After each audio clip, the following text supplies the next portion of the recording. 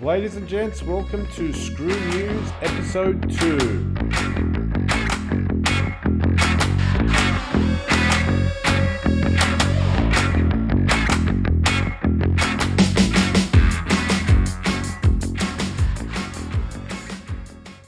And welcome back, guys. As usual, I've got my co-host all the way in Lawville, Mr. Ace Rimmer. How are you today, mate?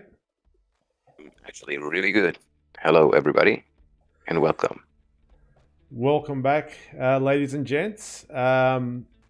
Skrew News stands for Skeleton Crew News. For those that might be new to this episode, I like to think of us as the coolest Australian/European org in the verse. So you can check us out on the RSI website, but you got to be cool to get in. You don't The main requirement. Yeah, that's it. You got to be real cool. Just kidding. All right, let's kick off with. It's been a week since our last podcast. Ace, thanks for making this one, dude. And I suppose 315's out. We've had, at the time of recording, we've had Anvil and RSI expos happen. Just a few housekeeping things, guys. I had to reset my account for the character bug issue. Did you have to do that? Or are you interested in doing that, Ace? Did you have to do that? Do you know about it? I had to, because at the beginning I was like an Indian bloke, and to get him to look the way he usually looks, I had to do a character reset too. Yeah. The character was going to some weird default thing, so we did that. Some interesting things to note, like obviously on Star Citizen Leaks, guys, you're all aware of the Discord and a group of guys, Hater and stuff, that produced the leaks. There's some interesting pictures of, I think, is it the Argo Raft? It's the Argo Raft and the Misk Odyssey, I believe. Yeah. 2 ships that are being leaked, so go check them out on Star Citizen Leaks. The Argo Raft, dude, have you seen pictures of it? It's fucking pretty. Yeah, incredibly pretty. With the 4 legs, you like the 4 legs? Well, yeah. It's the thing is, those legs keep it off the ground, and you got like cargo containers underneath. That it looks like one of those cranes you would expect in a harbor. You know, those that move the big containers around. Yeah. That's what the ship looks from underneath, and I thought that's a really nice and interesting industrial looking choice they made there. Okay. All right. Are you saying, you know, the area underneath where the legs are, like, it looks like a table to me. I'm not a big fan of it yet, but I haven't seen where the cargo goes. So that space underneath gets filled with cargo? Yeah, that's what it looked like from the pictures. It was like those big shipping containers you'd expect on the back of a truck or one of those huge boats. It had several of those attached to the belly. Right. Okay. I'll put some pictures up on our video version of this podcast from leaks. So yeah, those 2 things got leaked, and I think that's about it for housekeeping. So we'll, unless you got anything else to add, Ace. Spartan was also leaked, but we got to see that at the EXPO by now, so not that leaky anymore. Yeah, that just got bang. Here it is, the Spartan, just boom. So that's right. Actually, that we'll speak about the Spartan a little bit. So let's jump into the week in review, Ace. And how's your week been in the verse? Awesome. I've had some of the smoothest experience for a long time, and we've been playing for hours and hours, and we were really genuinely enjoying it. Like, we were really having fun. We did a lot of bunker missions. We did a lot of bounty hunting. We did, well, that's mostly what we did, and we visited the EXPO, of course. Yeah. And you? Well, I did the same. So I did a few cargo runs. So I jumped in my Caterpillar and I got some of the skeleton crew members to escort me. So we were just practicing, quantum traveling together in a group with the escorts, and made a little bit of money, not too much. We just used the little commodity application in the Mobiglass to see, and it's had the same two commodities in there forever: processed food and distilled spirits. So we've been using the app a little bit just to test it more than anything, and made a little bit of money, but it was fun. And then we did bunker missions, and the bunker missions are a little bit hit and miss. I was going to ask you, Ace, are you guys getting that problem where one guy survives? Yeah. It's always the same where the last dude is somewhere hidden in an elevator or something, Yeah, or behind a door, or stuck somewhere. yeah, But for the most part, they worked. yeah. Well, that's good. That's good. And what ship have you been flying around in, mostly? I've been mostly flying the Inferno, or been crewing the turret of a Redeemer because it's shiny and new, and I'm madly in love with the Inferno. Yeah. So you got pulled away from the Hurricane. Is Ace's Hurricane phase over or not? Well, the Hurricane always was the Inferno. It was the loaner for the Inferno, and since I got that thing, man, Gotcha. I don't want to fly anything else. Seriously. That's good, man. It's good to have the ship. You know. Yeah, absolutely. The ship that you're not going to want to fly anything else. It's good to have one of those. For me, unfortunately, it's the Buccaneer, which ends up being more my coffin than anything else. But anyway. Oh, but don't hate on the Buck. The Buck is lovely. Yeah. The Buck is just pirate life, man. It is. Or death. Yeah, ejection seats are for quitters anyway. That's it. But yeah, we've been after this stream. Hopefully, after this podcast, if Skeleton Crew members show up, we're going to jump into Arena Commander and just practice some fighting against each other. But like you, man, 315 even with the EXPO in. It's been such an amazingly relatively stable experience. So really, really happy about that. No 30k. So get in there, guys. I mean, who knows what's going to happen when 316 comes? You know, hopefully we keep going upwards and upwards in regards to stability. But jump in now, and it's worth your time. Absolutely. Alrighty, man. So we had one Star Citizen live this week. First person features, it was called. So we had the FPS team sort of giving a lot of information over a period of an hour on the FPS side of Star Citizen, which I thought was really good because usually we're always focused on the spaceship piloting side of things. So this was good because I love the FPS. I think we all do. All Star Citizen guys love the fact that in this game you can pew pew with spaceships and then jump out and pew pew FPS wise. I jump into Star Marine when I can, and really love the kind of foundations that is Star Citizen in regards to the way the character feels. Like you're not this super fast, hyperactive. You feel like you're a human being taking steps, and you go from cover to cover, and it's really I like to describe it as an earthed experience. It's not like Call of Duty where you're sort of hyper fast. It almost feels like a simulator in the way that you move around, and I enjoy that. I enjoy it. Yeah, the FPS is getting more and more enjoyable in general. Like you can do so much more stuff. Yeah, and it actually works by now. So yeah, the whole looting and helping others and dragging people around, and man, that's been great. We were having a lot of fun with that. Yeah, they've just. I'm able to now change guns and stuff. It's still a bit janky when I swap weapons, but at least it kind of works.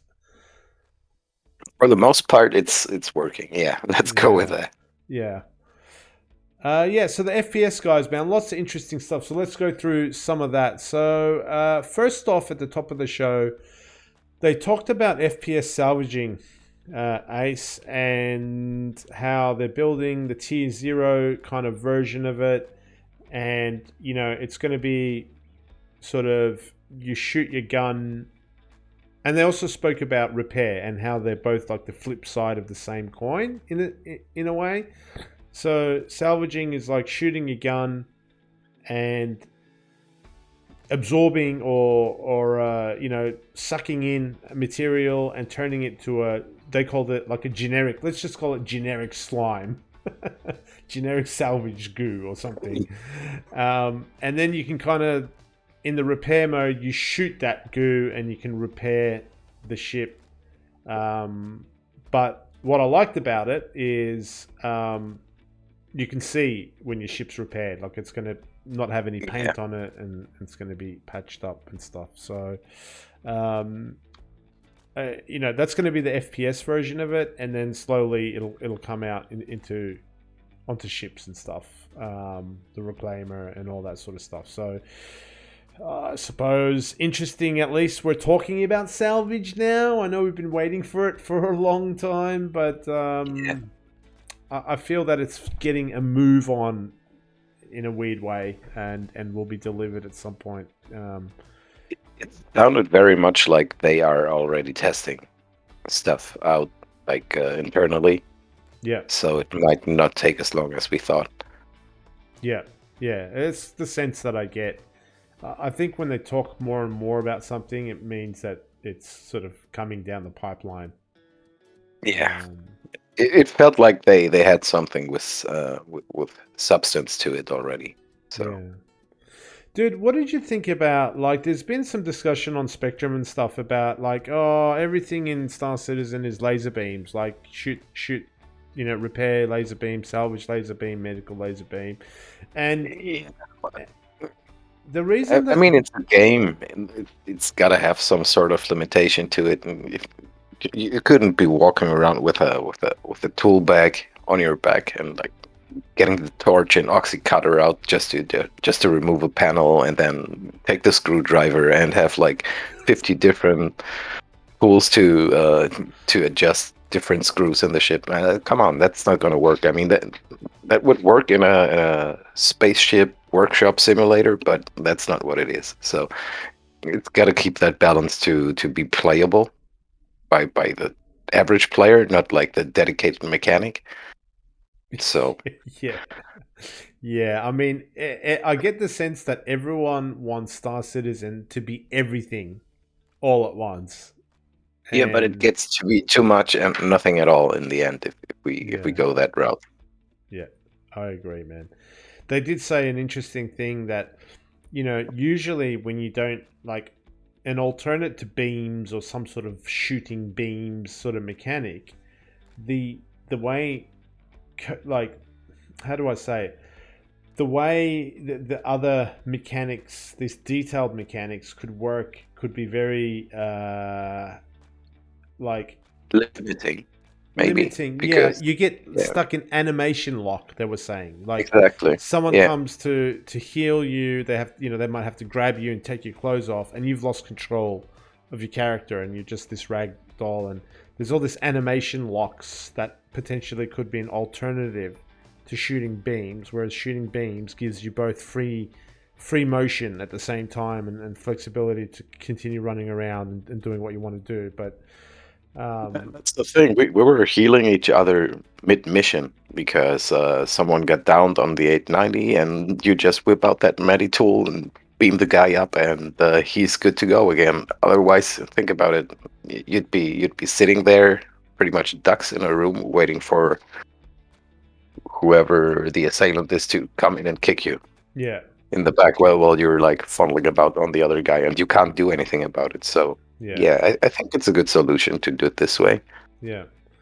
And they're going to continue to add more depth to it as well. They didn't just say this is it, but Yeah. they said, look, this is a good way to start, and then we're going to continue to add more and more depth to all these mechanics. So we just got to wait and see what they come up with. They talked about something interesting as well, Ace. Default item action. So interacting with items in the world, like a rock or a grenade, right? You can. Yeah. They alluded that you can have a default action that you can choose yourself. There'll be a default action when you spawn in the game. Like, let's say, for example, a rock might be just pick it up with your hand. That might be the default action. But you can change that to, put it in my pocket. As soon as I pick it up, you immediately put it in your pocket. Or a grenade, they used another example. Your default action might be to pick it up, or you can change it to pick it up and immediately throw it. So I don't really know. That's quite a innovative way. I don't know any other game that's got a default or a setting that you change in how you interact. I mean, there is auto loot in MMOs. You know, when you loot a chest, you automatically like pick up the stuff. So it's kind of like that, I suppose. But it's pretty innovative. I found that interesting. Yeah, we'll have to see what else they add apart from pick up and store. But yeah, I think it's a good way to do it because it gets kind of tedious every now and then with the whole drop down menu, and then if there's stuff behind the weapon you try to store, then the menu switches between the two things and stuff like that. Yeah, it's horrible at the moment. It's particularly bad when you want to drink something and you're standing at the food stand there and you want to click drink, but then you end up buying another can and throw the other one on the floor by accident and stuff like that. Yeah. So I can see it working a lot better through those through those actions. And you're like, I want to eat my apple. Oh shit, I reloaded my gun instead. Yeah, or better, you drop your hot dog on the floor and are happy there's that 5-second rule. Yeah. So yeah, default actions. And then they quickly pivoted into, just like in the spaceship world, they pivoted to the kind of differences that they're looking to implement between ballistic FPS weapons and laser FPS weapons. So with ballistic, you get less ammo, which is kind of like what's happening with the spaceships. But correct me if I'm wrong, Ace, the positive side is you can find ammunition in the field and put them in your magazines. Is that right? Yeah, yeah, that's what I got, because magazine stripping was always a thing that was going to be added rather sooner than later. Yeah. So basically, if you find a mag and it's got like 10 bullets in it, and it's the same kind of ammunition your gun uses, you can just strip the bullets and add them into your magazine, and then they would fit into your gun again. And that's a quick way to reload on the field, which you obviously can't do with batteries. Right. Okay. Yeah. All right. That kind of makes sense. Whereas with energy weapons, they can be charged by your suit battery. Okay. And they kind of was saying that it's good for longer expeditions because you can continue to recharge your energy weapons. But then they introduced some more concepts to balance it out. So this is crazy. Your weapons are going to wear down the more you use them. But that's good. That's like in real life, and it's like in several other survival games. Like the more you shoot your gun, the more it gets used, and then you'll have eventual misfires, or the gun gets jammed, or stuff like that, and then you have to figure out how to fix it. They're not being shy, are they? They're really implementing a lot of, if you like you said, survival mechanics, like things that you would, experience in Conan Exiles, or Don't Starve, or The Forest, where your weapon, your tool breaks after a while, your weapon wears out after a while. They're not at all shying away from that. A segment of the community on Spectrum are like, man, I ain't got no time for no survival game. This is a spaceship game, but CIG is not at all shying away from that at all. I don't like Well, yeah. It's the thing is, it's not just a space game. You have to wrap your head around that. It's a lot more, and if you want to do the other things, you will have to take care of your stuff. yeah, It's just how it is. yeah. And then he spoke about, this guy, one of the guys was using a word, dude, that I was like, I had to like put my ear next to the speaker. I didn't know what he was saying. Was he saying the word dirt? You get dirt? Like, if you do this, you get dirt or dur? Like, I couldn't understand the word he was saying. So, I thought he said dirt, like buildup of dirt, gunk right? or whatever. Yeah, Yeah. or like I mean, but that's what happens with your real life guns. If you shoot them a lot and don't clean them, they gunk up on the inside. There's like powder residues and from the gases that gets stuck there. That's why you clean guns. Otherwise, you'll have misfires. Yeah. Every gun owner knows that. So I think your guns have got a certain amount of hit points and Yeah, they degrade. And then, mate, I couldn't understand it, but I think dirt was the amount of durability that it's experienced or can experience. Don't quote me, guys. I kind of got a bit confused. I listened to it 2 times. I just couldn't understand the word. I think he is saying dirt. yeah. Audio was particularly bad in this episode. Yeah, the audio was a bit muffled. That's right. I'm glad it wasn't just me, dude. I'm glad you said that. No. So some of the stuff they went through when a weapon gets like used or gets into a poor state was it could potentially misfire, it could get jammed, or I think the laser weapon's battery or something could even blow up. So, That would be bad. sorry. That would be bad. I was just thinking, like, Yeah. you walk in there all tactical, and suddenly your gun explodes in your hands. Nope. Yeah. And stuff that you might find, he was saying will be, sort of used and abused stuff in loot. Not everything's going to be brand new, which is pretty cool. Actually, yeah, but that's really cool. Because if you think about it, if you just down the guy with 40 shots out of your LMG, you don't want that armor to be pristine and wearable. It's got to be ruined. And Yes. You go for the headshots. Yep. So just buy helmets. Yeah, it's like that. It's like all those survival games again. Like when you go hunting and if you use a rifle on the deer, it's the pelt is bad. But if you use a bow and arrow and you hit it in the head, the pelt is good. Yeah, exactly. Yeah. Yeah. So look I mean, after your stuff.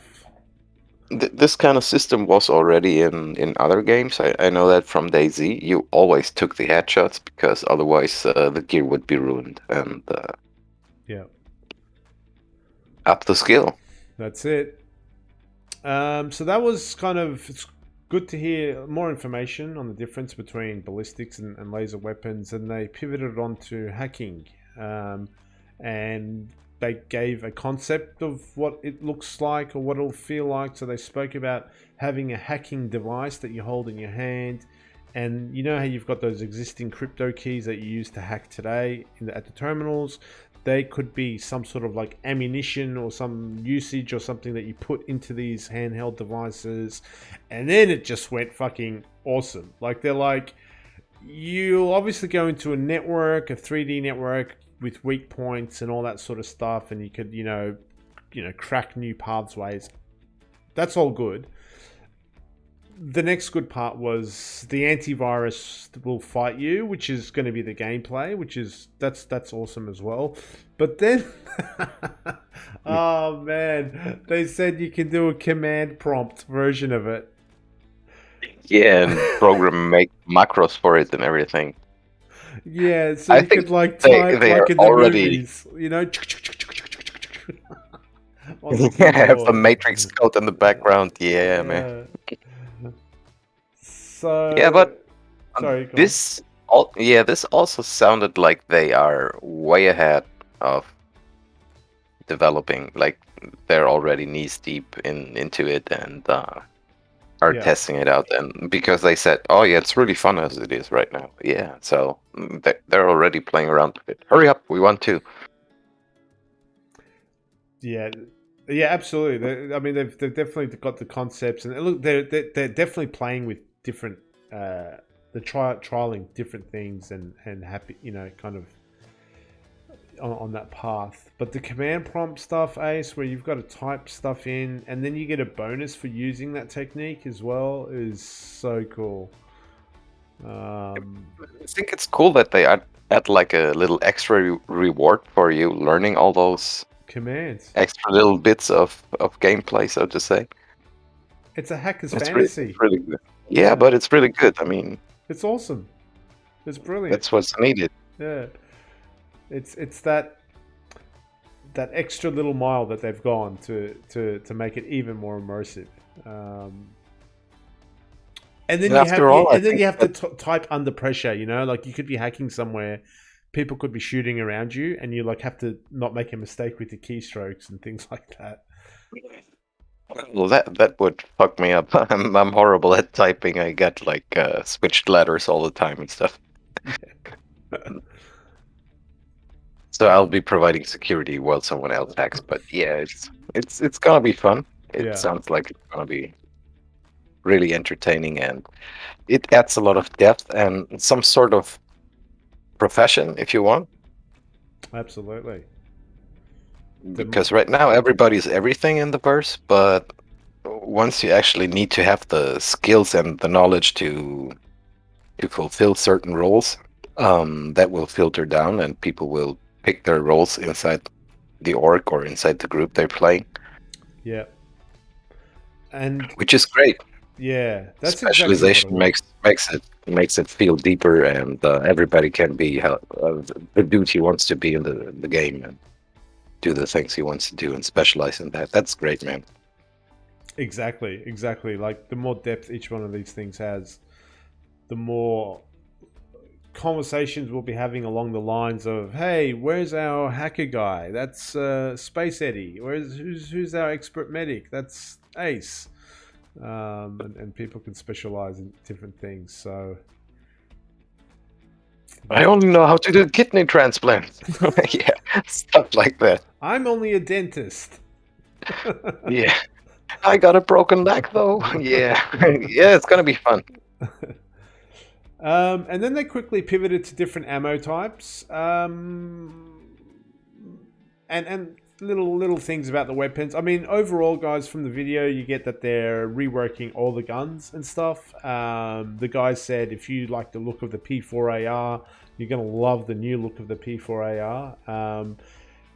And before I get into the ammo types, Ace, do you have any certain favorite weapons at all in the FPS world or not? Absolutely. Yeah. Yeah, absolutely. For sidearm, I like the Arclight just because it's light, practical, and has 30 bullets in one clip. Yep.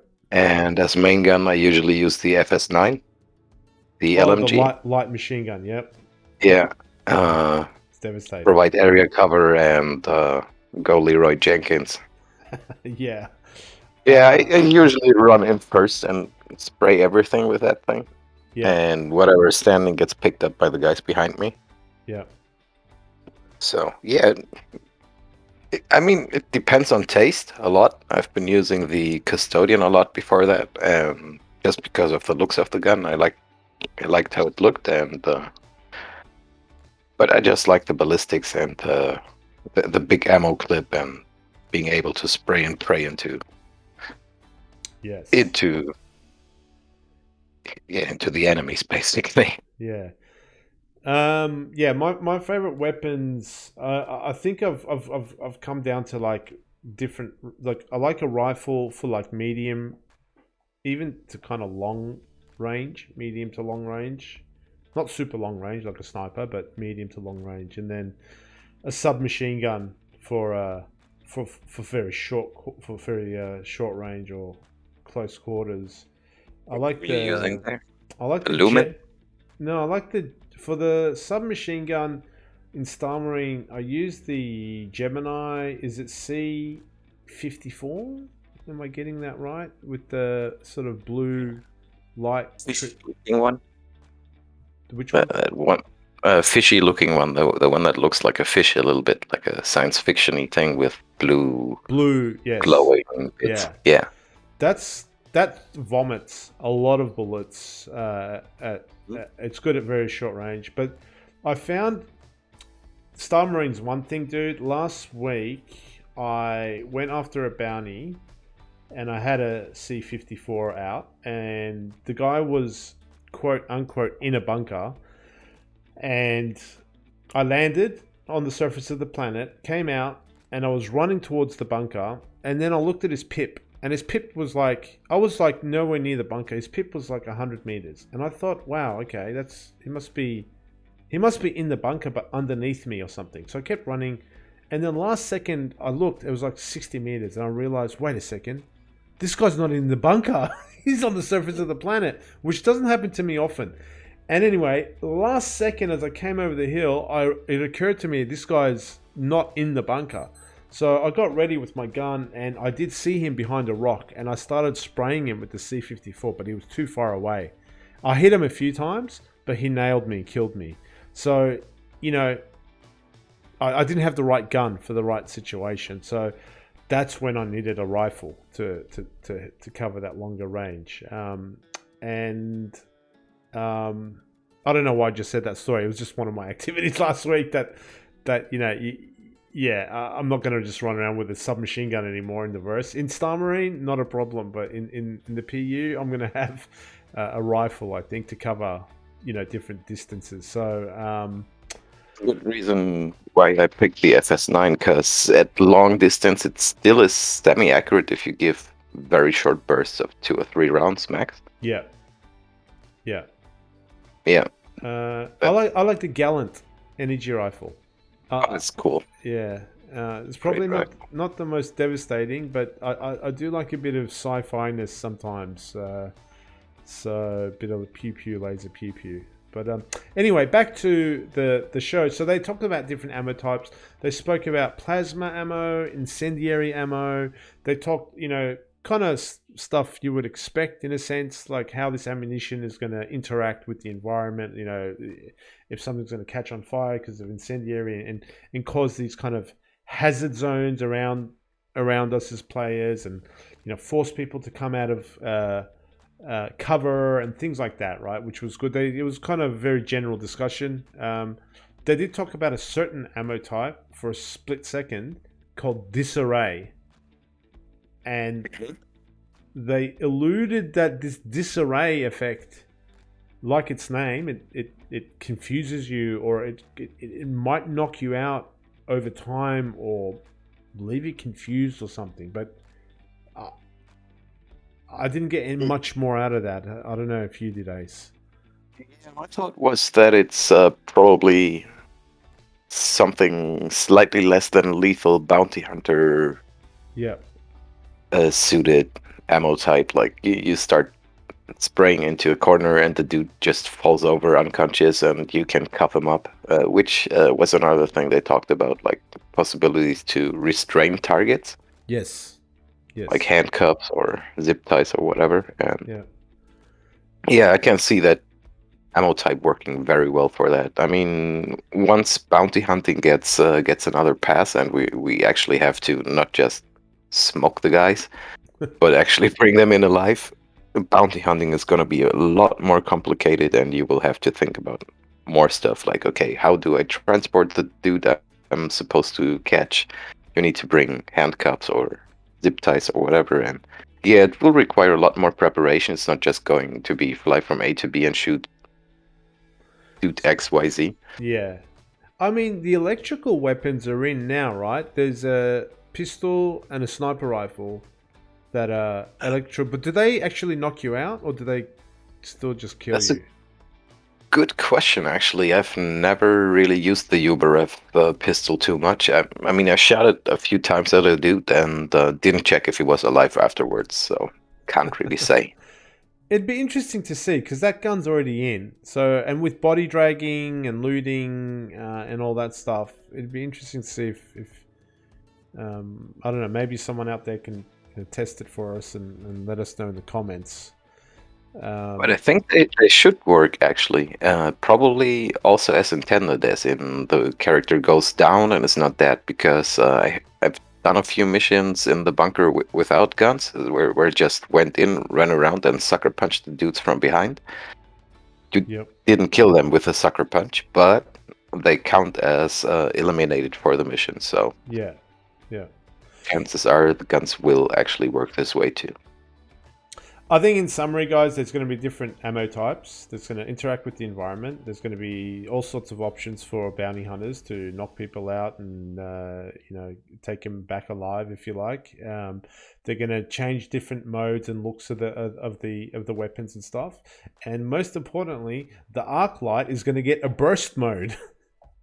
Yeah, I was very excited about that. I'd love that. Yeah, 3 shots, bam, bam, bam, bam, bam, bam. So that'll be pretty cool. Then they moved on to melee weapons. So Ace, ultimate melee weapon for you, please. What is it? Samurai sword or what high is it? energy. No. An axe. Good old baseball bat with high powered with a high powered tip that gets like electric Oof. current flowing through it. Okay. That would be cool, but I'd set for a regular bat too. I mean, nothing says more like I'm here for trouble than carrying a baseball bat on your back next to your LMG. So Okay. a bat. I think as an Australian, I would go for a cricket bat. Nice.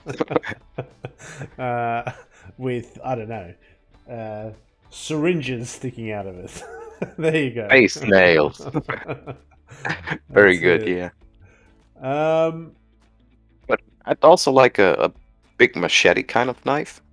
Yep. Not a sword. I don't want to be like Space Conan. That's not needed. But a machete seems like the perfect tool for space exploration.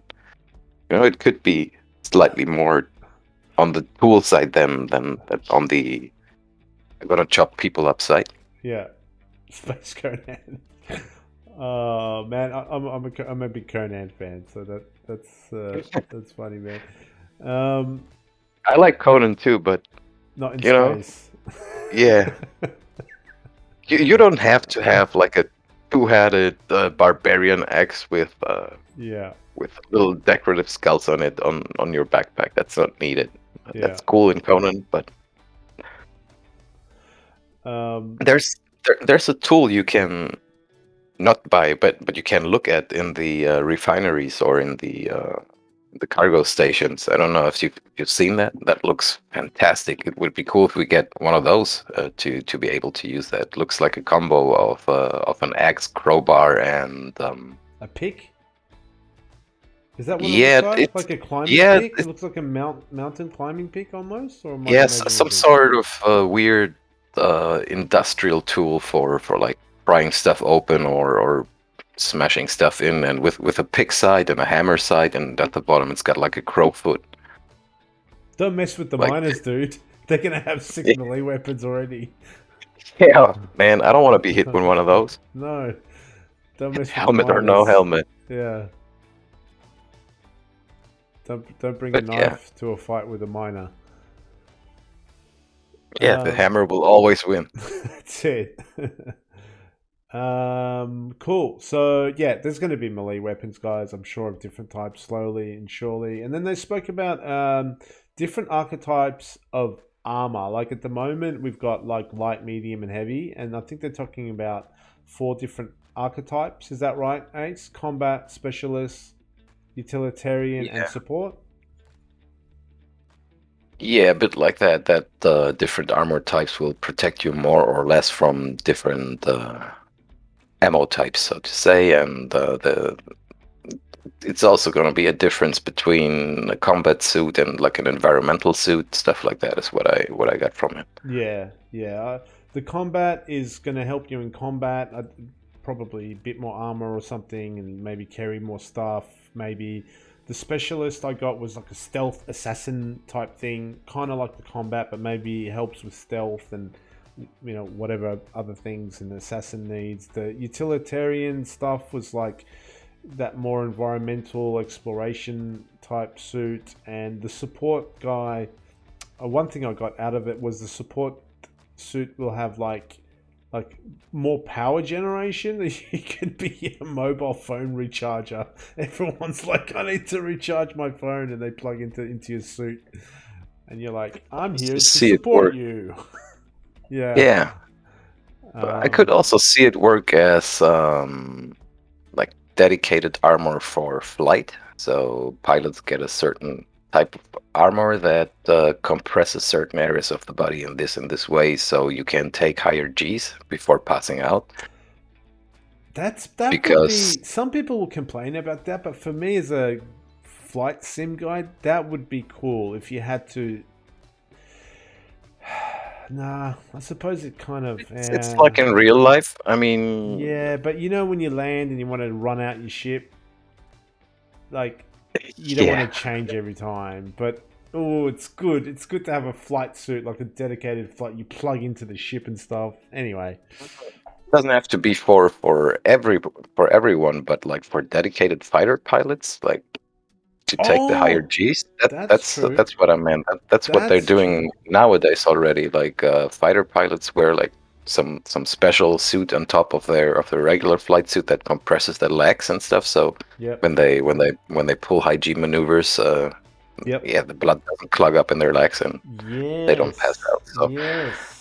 something like that could actually work. I could see that work.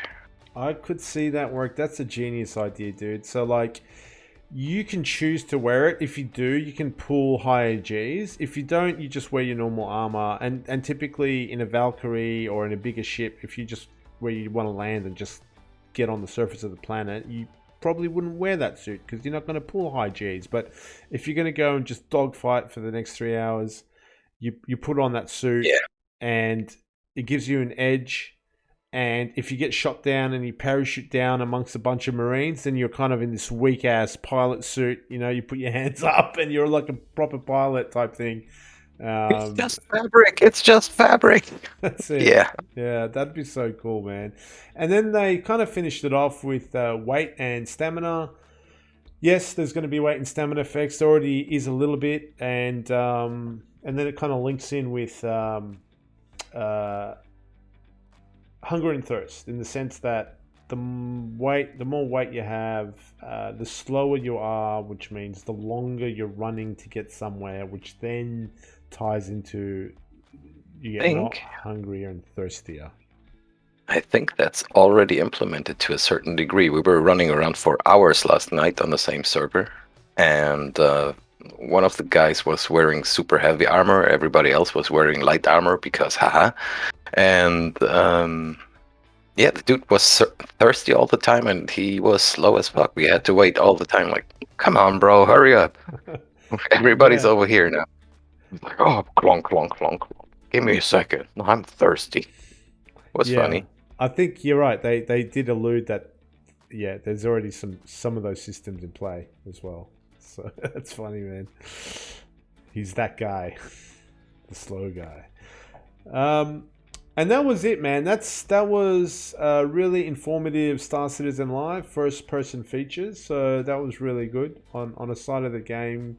Not that we don't get much information on. We don't get as much as the other side of the game, which is the spaceship stuff. So that wraps that up. Before we tie up, we end the podcast, man. So the expos, we promised last episode that we would rate the expos. And I trust that you've been to the RSI and the Anvil Expo, Ace? Yes, I have indeed, yes. Okie dokie. So go ahead, man. You tell me what you think of the... Let's start with the Anvil. We'll do one at a time. So you go ahead with your thoughts of the first conference, which was Anvil. The presentation was great. It looked pretty cool. I liked the blue to make the ships pop a little bit more, because last year's was all yellow and white, and the colors were cool, but it was a little too light to make the ships pop up from the background. So that worked pretty well. In terms of new stuff, there wasn't too much new stuff to see. Like actual stuff. There were holograms, of course, but Yep. yeah, it wasn't too much innovation. The newest thing you could see was the what's it called, the Anvil Spartan, Yep. and I ran in there and wanted to check that out because I knew, okay, that's the new thing, and I was a little bit underwhelmed, Yep. if you want, Yep. because it's basically just a just a little buzz.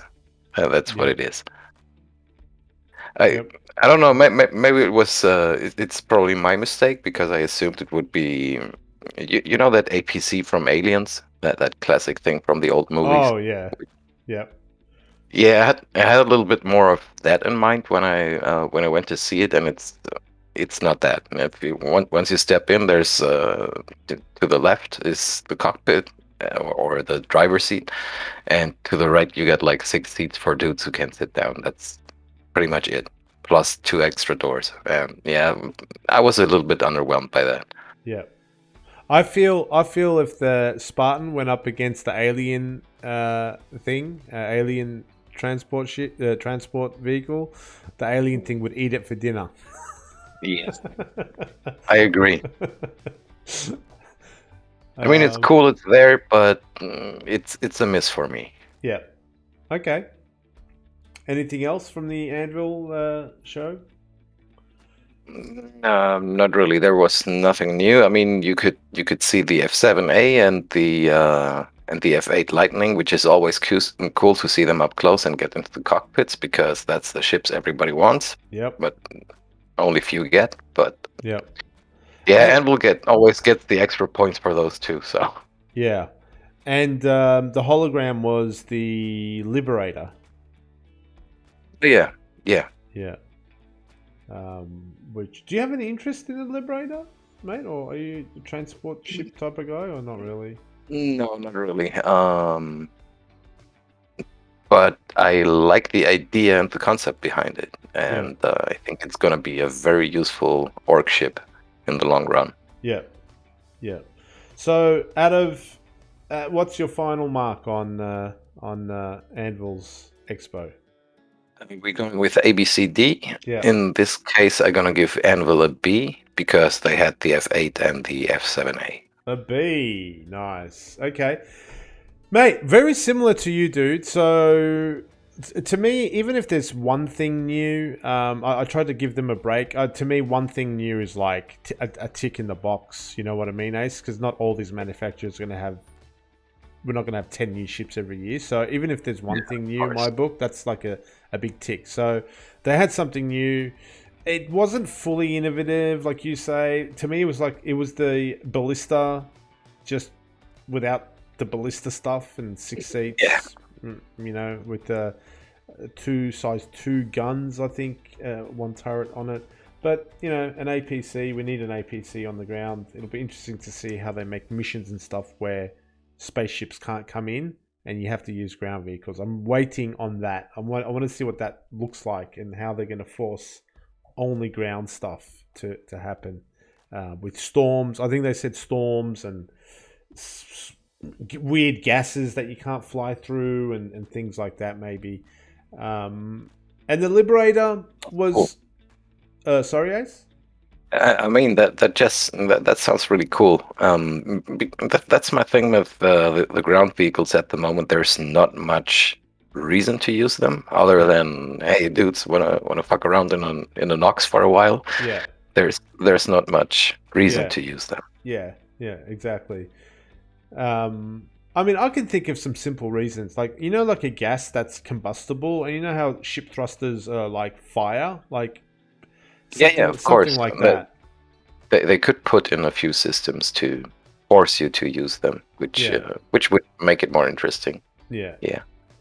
The Liberator was something new. It wasn't. It was a hologram, so still something new. We knew a little bit about it. It wasn't a total surprise, but again, something new to see.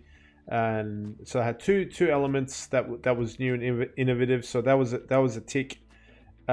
Variety, like you said, you had the F8, which everyone wants to gawk at, and it kind of Anvil's variety is like pretty amazing. you have like you had like a hologram of a transport ship. You had ground vehicles. You had an exploration ship front and center. You had the Carrack. Then you had all these fighter ships, the F7s and stuff.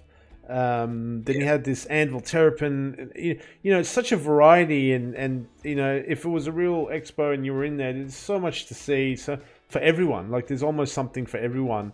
So Anvil, in its nature, always scores high in you know its kind of variety. I give it a B. Presentation, man. Like for me, all the blue stuff is like it's IAE's decoration. And I'm looking for these vendors to bring in their own decorations, their own banners, their own posters, their own thing. And I have a feeling the decoration and presentation is going to be all the same, unless Drake does something different. Like there's no, it's all the same blue. Because I went to RSI's, there was no RSI banners or posters. So if that, I'm letting you know right now, it's a D for me because they didn't bring, in regards to presentation, they didn't bring anything their own brand or posters and things like that.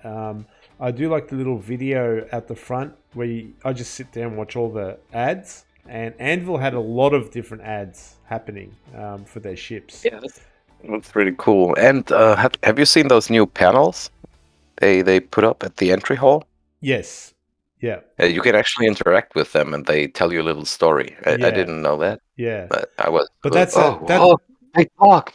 Yeah, that's an IAE thing again. So not the manufacturer. I think correct. they stay constant throughout the thing. But they're awesome. Don't get me wrong. And the map as well, dude, that shows you where everything is much needed at the expo.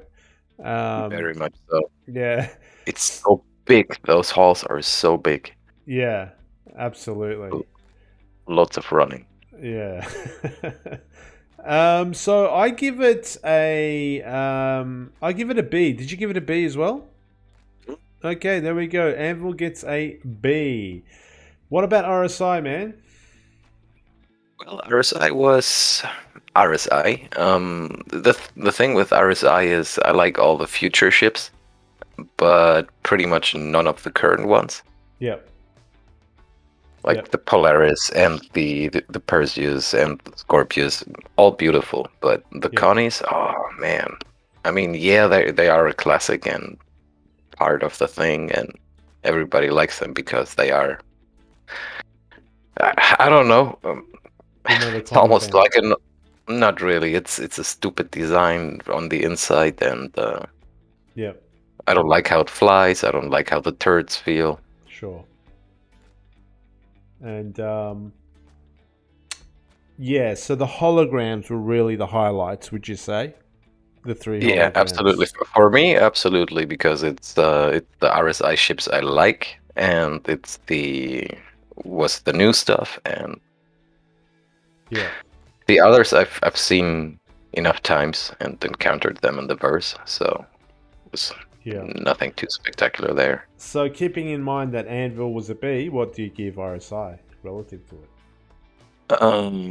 I'll give them a C because they still had new stuff, which was pretty, let's be honest. Yeah, I agree with you. The new stuff, there was new stuff there, the Scorpius and the Perseus and the Polaris, but they were holograms, but still they were there. And presentation wise, the decoration was all the same again. The only thing that kind of at least sort of greets your eyes for me when you step in is seeing all the constellations in the center room is something, I suppose. Unless you really hate the look of the thing, then you're like, wow, 4 ugly ships. But I appreciated having all the constellations in the center room. At least it was like a little bit like, oh wow, bit of a visual feast. But yeah, a C, man. I agree with you, exactly a C. They had some ads as well on the screen, but it was only 2 ads. They didn't have ads for all the other ships, whereas I felt Anvil nearly had.